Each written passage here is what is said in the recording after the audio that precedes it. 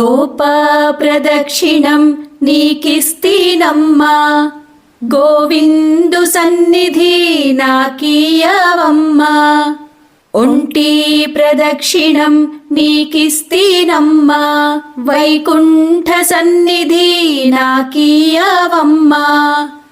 రెండో ప్రదక్షిణం నీకిస్తీనమ్మా, నిండైన సంపదలు నాకీయవమ్మా.